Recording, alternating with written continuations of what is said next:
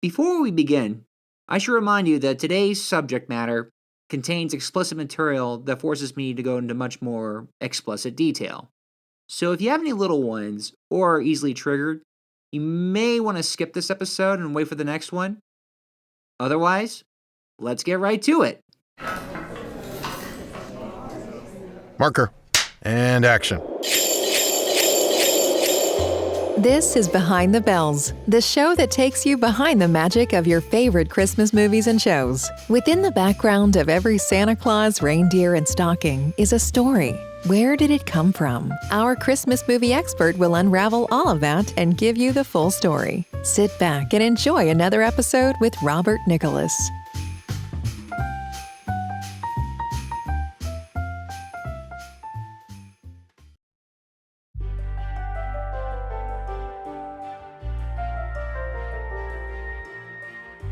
Merry Monday, everyone, and welcome to Behind the Bells. I'm your host, Robert Nicholas, and I'll be taking you on another one-horse open sleigh ride into the world of Christmas movies. Here's a brief recap of what was covered in the last episode. Writer Shane Black graduated UCLA in film and theater, where he went on to go into writing, especially since his older brother got his own screenplay, Dead Heat, produced. He wrote his first script, The Shadow Company, which while it never got picked up, it did manage to receive enough attention, with the help of friend and fellow writer-director Fred Decker, that he started to get hired to rewrite scripts. The industry had recognized his ability to not only craft engaging characters, but also saw that he could create dialogue that came off naturally and fits into the category of unimportant but important. He sold his first major script, Lethal Weapon, to Warner Brothers for $250,000. This got his big break as he worked on several movies from the 80s through the 90s that included The Monster Squad, Predator, The Last Boy Scout, and Last Action Hero. He had hoped that The Long Kiss Goodnight would be another big hit, but it failed to recoup its budget and received mixed reviews by the critics. He also attempted to apply to become a member of the Academy, but his application was rejected for failing to produce quote-unquote 2 movies of merit and value. Those factors forced him into a break from writing, where he retreated to his pulp detective novels. He was persuaded by his mentor, James L. Brooks, to try writing something more mainstream and safe, a romantic comedy. Shane wrote a couple of drafts, but decided to go in another direction when he added a murder into the story. He fell back into his usual tropes when instead of a romantic comedy, he created a detective story about 2 men, Harry and Gay Perry, who had to solve 2 murders and their connection in Los Angeles around Christmas time. It would still have a romantic comedy aspect, with Harmony's character going back and forth with Harry. But more than anything, it would be the most Shane Black of his movies. The final script would be titled, You'll Never Die in This Town Again. It was shopped around, but found no takers. Another friend, Joel Silver, showed a lot of interest.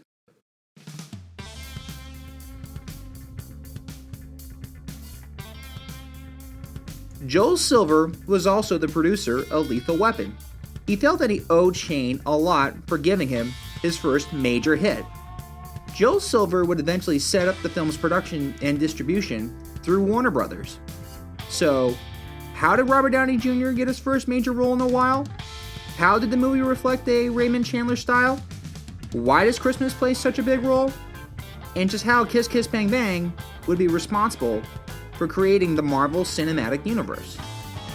Let's go on another wild goose chase and give ourselves to a pulpy style that would disappoint your parents. This is part 2 of the Kiss Kiss Bang Bang story.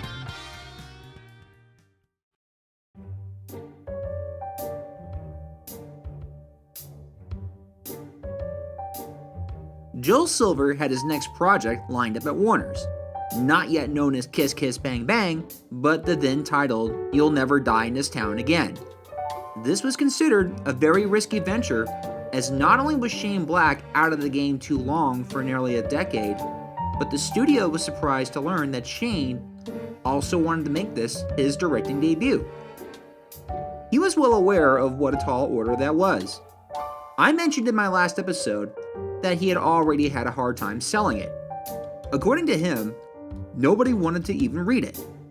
And yet, Joel Silver was bound to get the movie that Shane wanted made. This would cause understandable conflicts with Warner's. The studio didn't have a problem with the script nor its content. It didn't have a problem with having an openly gay character. They didn't have a problem with a main character who's an honest fuck-up. They just didn't like having to put all their eggs into the one basket that was Shane Black. So they initially agreed to finance part of the film under the condition that the production would be willing to cast then big stars. Shane was open to all suggestions, so he did take in the idea. Keep in mind that while he was very confident in his script, he was still debating whether he could confidently deliver and not make another The Long Kiss Goodnight. Warner's first suggested Benicio del Toro for Harry and Hugh Grant for Perry. Nothing happened with them, so next in line was Harrison Ford for Perry. He declined. Probably the strangest choice, that was said to have been pretty close, was Johnny Knoxville as Harry.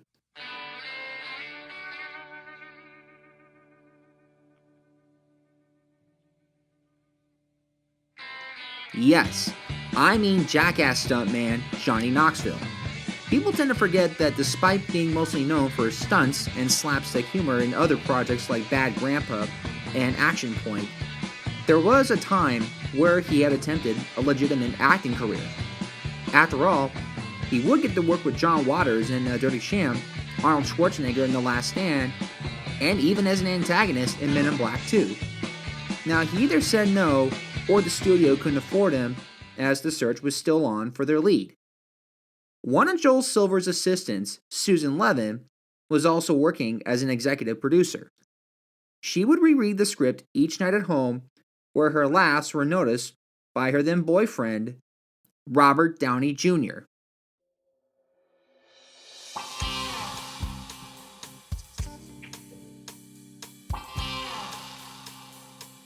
For the uninformed, by the early 2000s, Robert's career was in a major low point, filled with drug addiction and various arrests. He was already trying to get his star power back, taking in mostly independent roles including Wonder Boys, The Singing Detective, and a recurring role on Ally McBeal. He had already worked with Joel Silver on Gotcha, and would be in the offices with Susan. This is where Shane Black was introduced to him. This is also where he was asked to read some lines. To quote Shane Black, "We gave him some lines to read, and we just sat there having fun with the script. And as he said the lines for the first time, just reading them cold, it felt like I typed them right into his mouth. It was so perfect that we just loved it right there." Shane seemed to have his heart set on Robert Downey Jr., much to the chagrin of Warner Brothers, who didn't see him as a box office draw. The actor may have turned his corner and was ready to keep climbing back up. He still didn't have the trust of the studio or most of the industry at large. Had this been any other production, work might have stopped because the producers might have lost confidence. But because Joel Silver was the one producing, he stood up for their pick.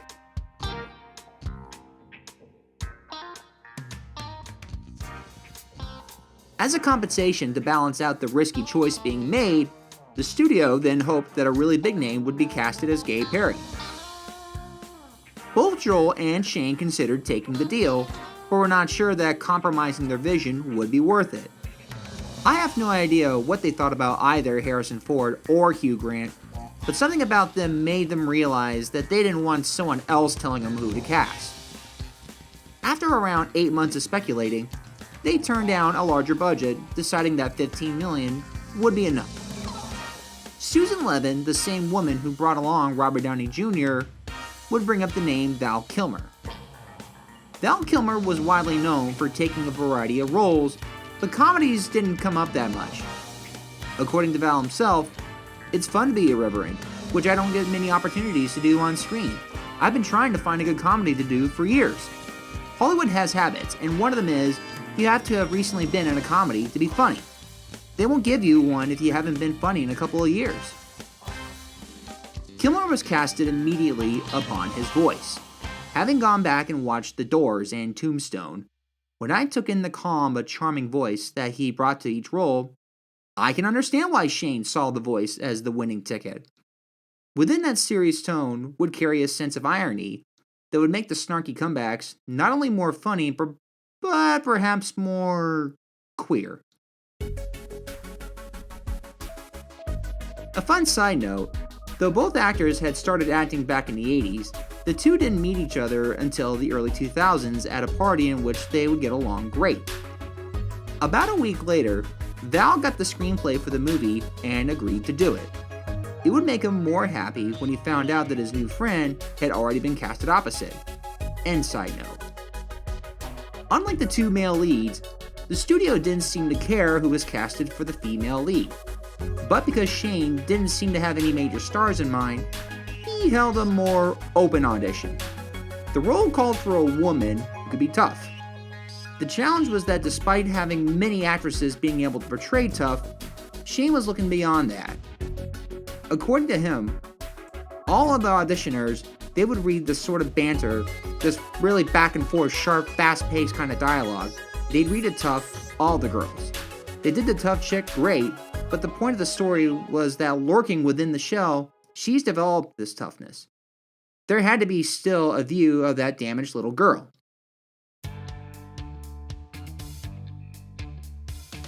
He wanted someone who could showcase a snarky woman who grew up into someone who became tough and not the other way around as the women read. Then came in Michelle Monaghan. It would be unfair to call her an unknown, though I'll admit that I haven't seen or even heard much of her credits before. Her career got its start in the early 2000s in supporting roles in movies like Unfaithful, It Runs in the Family, and Winter Solace. But she did get some big work, including Mr. and Mrs. Smith, The Bourne Supremacy, and Constantine. But all these were for little roles. Kiss Kiss Bang Bang was going to give her a lot more to do. When she auditioned, Shane saw something of a spunk that the other woman didn't have. After having her read the scene 3 more times and once with Robert, she was casted with the blessing from Joel Silver.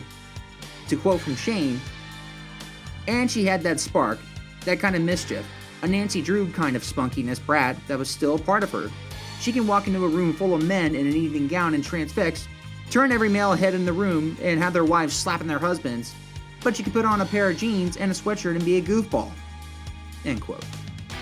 With the cast lined up, Warner's took what Joel Silver was promising and agreed to finance the entire budget, $15 million. This didn't seem to detract everyone, as Shane felt he got what he needed to make the first directorial debut of his. He didn't make many changes to the script, though Kilmer did suggest that the title, You'll Never Die in This Town Again, was a little long and didn't even explain the movie's story. First it was retitled LAPI, since the story dealt with private detectives, and then they settled on Kiss Kiss Bang Bang. Not only did Shane love the simplicity of the title, given it was half a romantic comedy with the kiss kiss part, and half action with the bang bang, it was also another reference to a Pauline Kael book of the same name. It all went back to Shane's love for books. It was also the name of an unused theme song for the 007 movie, Thunderball. We're gonna take a short break, but we'll be back soon to discuss the filming, the editing, and the release, and its ultimate failure. And now back to the show with our Christmas movie expert, Robert Nicholas.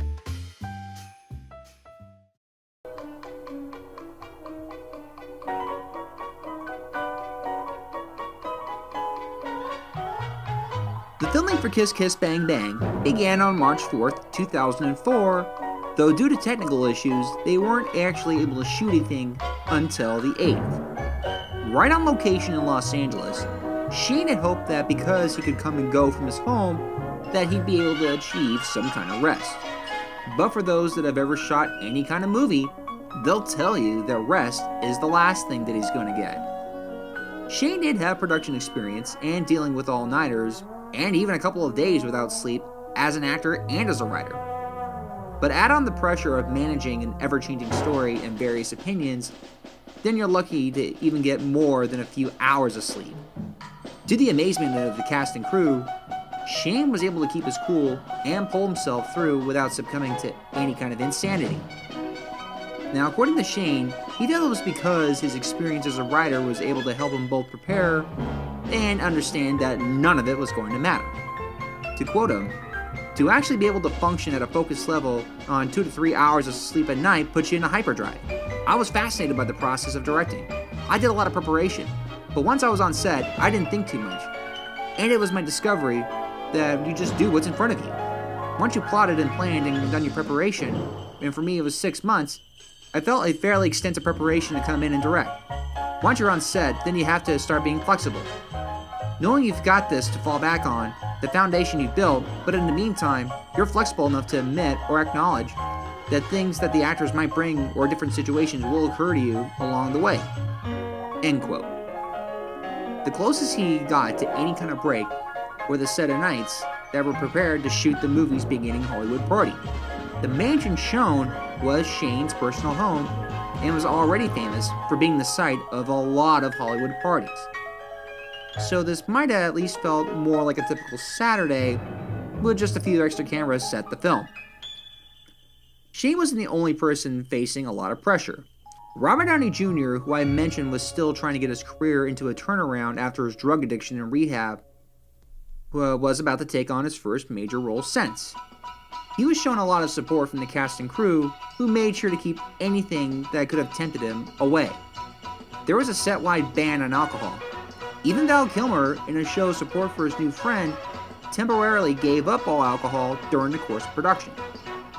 This not only gave him an eager way to keep off the 50 pounds he had lost in order to play Gay Perry, but it also gave him a better understanding of just how hard it was for Robert, who had to work to get to where he currently was. The flexibility that Shane relied on kept for a mostly smooth filming process. The key was ensuring that the production team was able to keep every shot set to look like a neo-noir that it was going for. Apparently, Shane had showcased a lot of 60s noir films like Harper and Point Blank to both cinematographer Michael Paré and production designer Aaron Osborne. If you observe the party scene in the beginning, it's honestly amazing in which, despite being the setting of a Hollywood party during the holiday season, it does pull off a noir look just to set the tone. Along with a jazzier version of Sleigh Ride playing in the background, much of the lighting keeps the environment and pool in a deep shade of blue. Standing at the pool is Robert Downey Jr., who is mostly kept within shadows surrounding him, providing him with a visible label as an outcast. He's even narrating to show how lucky he is with the circumstance he's fallen into, and whether he's even that deserving of it. Now, doesn't that sound like something you could see Humphrey Bogart being a part of? Filming continued around various locations in Los Angeles, Long Beach, Santa Clarita, and the Venice Beach area. To match the noir feel, a good chunk of the movie takes place at night, allowing not just for the glow of the city to light up, but with the added decorations of Christmas, throws in an extra sense of irony. One scene that certainly casts a lot of nostalgia back on Robert was when the party sequence was being shot at the Los Angeles Theater. The lobby was the backdrop of the sexy women Santas and living sculptures. What brought Robert home was that he used to work at the same theater. I'd imagine that this moment may have been a point in which he reflected to what he currently had. A second chance. He was once a young man who saw thousands of performers grace the stage and knew he wanted to do the same. Despite being an Academy Award nominated actor, his drug use and public fallout just threw it all out in a heartbeat. This was not the time to fuck up again. Kiss Kiss Bang Bang had to be his justification to stay in the industry. As for Val Kilmer, he ended up having a lot of fun in the role of Gay Perry. Shane's goal was to have an openly gay, but ultimately badass character that wouldn't rely on the characteristics that were overused. Having a lisp with an emphasis on S words, a high feminine voice, or any clothing that appeared too pretty were all seen as too typical or even too defining on what the industry thought a gay person was at the time. Instead, Harry evolved it into the experienced all-around reliable expert who would more likely know what to do in the best situation to handle a criminal in the event Harry was too incompetent to do so. That's not to say all the gay aspects were taken out of character. Elements like having good fashion, having "I will survive" as a ringtone, or even hiding a gun in his groin area knowing homophobes wouldn't get close to it, were all used as the more honest parts of the character's personality. To Shane's credit, he had a real knack for making him funny without taking down Perry a notch for the audience's expense. Capturing Christmas on camera without being forced proved difficult, but production designer Aaron Osborne was up for the challenge. To quote him, "The biggest challenge of the show for me was finding a way to poke fun at Christmas in Los Angeles and also integrate the mid-century style and modernist vibe of what's hip right now. I can't think of a place that feels less Christmas-like than Los Angeles, so we decided to have fun with that. For example, rather than having a roaring fireplace at our Christmas party sequence, we projected the image of the Yule log on a 60-inch widescreen television. We hung beads to represent snow and created oak art Christmas trees." End quote. After extensive shooting at the Standard Hotel for hotel room, pool, and balcony scenes, the filming finished on May 3rd.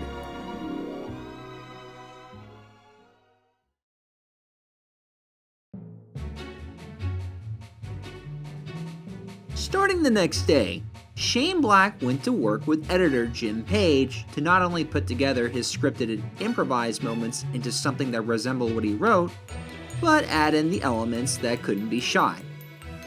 One of the biggest things that was added was the narration.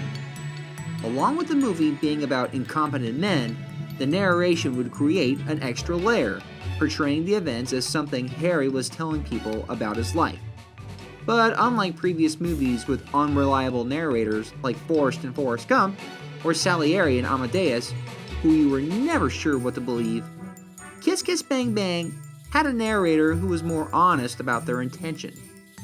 Harry by this point had reformed, but still had slip-ups, hence why a flashback doesn't just happen at random. The movie would show his character meeting Harmony, only for the narration to kick in, admitting he fucked up, then showing the flashback in context to get the audience up to speed.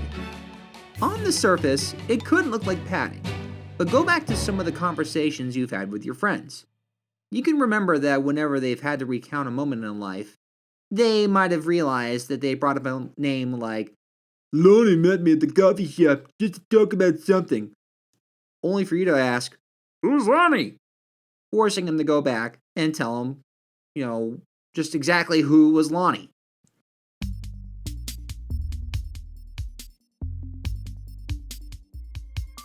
On top of that, Kiss Kiss Bang Bang was edited to feel like the detective pulp story it wanted to be. This meant that parts are organized by chapters rather than scenes. Hence, the movie would bring up chapter titles like Trouble is My Business, The Lady in the Lake, The Little Sister, The Simple Art of Murder, and Farewell My Lovely, to each reflect what was going to happen or what just happened. This was also a nice way to tribute Raymond Chandler, as all chapter titles are names of his other stories. As a nice way to get audiences ready for the noir kind of feeling, Shane Black hired graphic designer Danny Yount to create a 70s 007-like title sequence. Upon rewatching the sequence again, I saw how much it manages to set up a mood that really invokes a chase that we all want to join, even if we're not sure what's at stake yet. Much of what's done may seem standard, but in 2005, a lot of movies were more likely to show a title and get straight into the action. Shane wanted an old school feel to at least have some kind of sophistication. Editing proved smooth, with almost little to none changed. Test screenings went over very well, though Warner's was still weary that the movie was going to be a challenge to market to a mainstream audience. The movie was fully completed in October 2004, though it would have to wait several months to be released.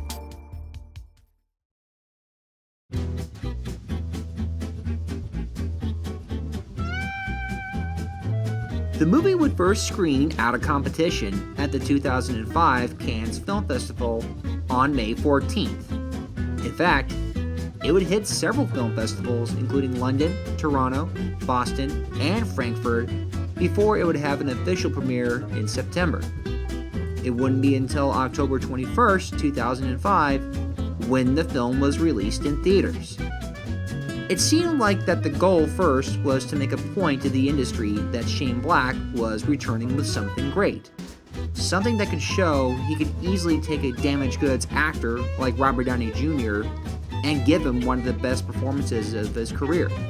Something that revealed his writing style could still be very effective at being funny while naturally telling a story, but most importantly, proving that Shane could direct as well as write. Critical reviews would cement all of that. Todd McCarthy of Variety praised the movie to quote, "Once again making a diverting but insubstantial movie look better than it was, Downey, with haggard charm to burn, is winning all the way. Kilmer is righteous at times with an impeccably groomed, business-like guy keen to assert his orientation at every opportunity." End quote. Mike Russell of The Oregonian reported by saying, "This is one of Downey's most enjoyable performances and one of Kilmer's funniest. It's a relationship comedy wrapped in sharp talk and gunplay, a triumphant comeback for Black, and one of the year's best movies." The reviews always help, but it wouldn't be enough to fully sell it. Despite a low budget of $15 million, the film only generated a worldwide gross of $15.7 million, with only $4 million coming from the States. So, what happened? Warner saw Kiss Kiss Bang Bang as an art house film at the most.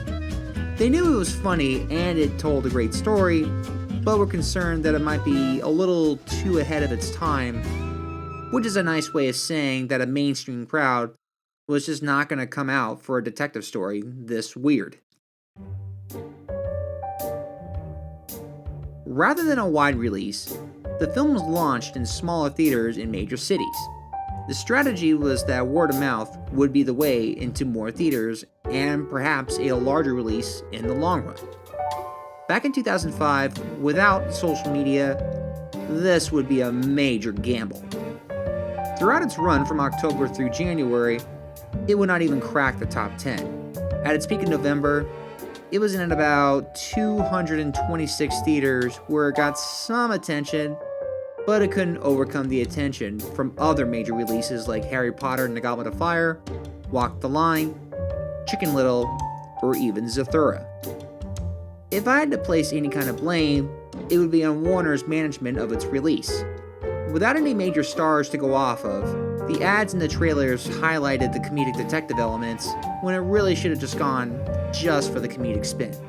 I know the movie is not a full comedy, but it would have at least set it apart as no major comedies were out at the time.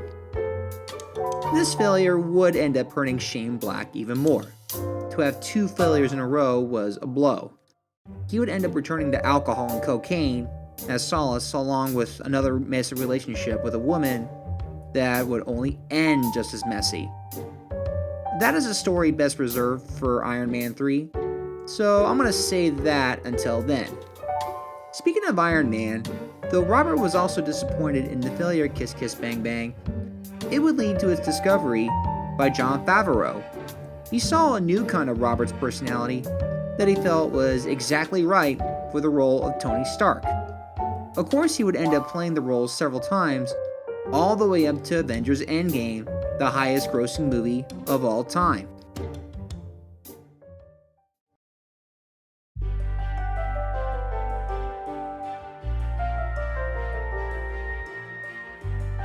The movie's status as of 2021 is of cult status. Not too many people know about it, but I always recommend it, and I've never heard a complaint. I just hope that they're showing it to as many people as possible. I love the movie, and I watch it every holiday season. When I watched it again for the podcast, I saw that the movie is more Christmas than I think it was intending to be. Kiss Kiss Bang Bang is a redemption story at the core. Christmas is also a redemption day itself. It's a day where people have the chance to showcase new effort in life, especially towards their fellow man. It's about being able to play the hero rather than acting like it. We may not agree or even like how the other side responds, but it takes courage to even try. Even if the movie fucked up when it debuted, it's proven to be a new kind of comedic hero around the holidays by getting more people to appreciate a storyteller who we've taken for granted. Shane Black deserves his redemption, especially with Kiss Kiss Bang Bang.